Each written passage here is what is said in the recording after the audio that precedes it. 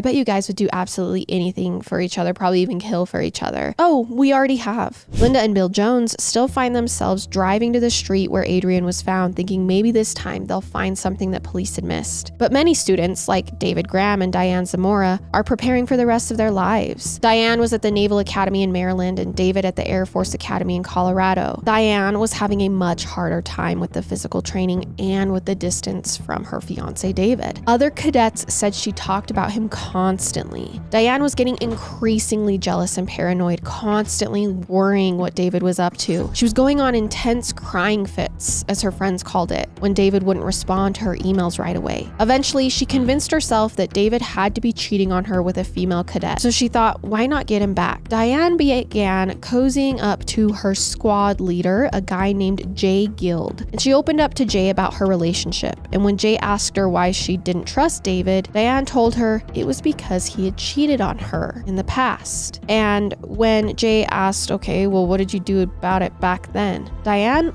looked this man in the eyes and said, I made him kill the girl. But that's not the only time Diane says something like this. One night, Diane's having a late night conversation with her two roommates when one of them says to Diane, I bet you guys would do absolutely anything for each other, probably even kill for each other. You know what Diane says? Oh, we already have. Now there's an honor code in the Navy, and it basically requires anyone who hears of wrongdoing from a fellow officer to report it. Yeah. So her roommates go and tell the people in charge, and the people in charge don't just sit on this information. Officials call the police stations in and around Diane's hometown. They're like, hey, she's saying that her and her boyfriend killed a girl. And sure enough, they learned that there's an unsolved case from last year, that of Adrian Jessica Jones. That's so insane. That both her and her boyfriend were questioned in. On August 30th, 1996, officers pulled her out of a pep rally and brought her in for questioning. Now, once Diane's confronted by these detectives and Navy officials, she says, I made the whole thing up for attention, which the police think, okay, that could be possible. I mean, they have absolutely zero evidence on her besides other people, but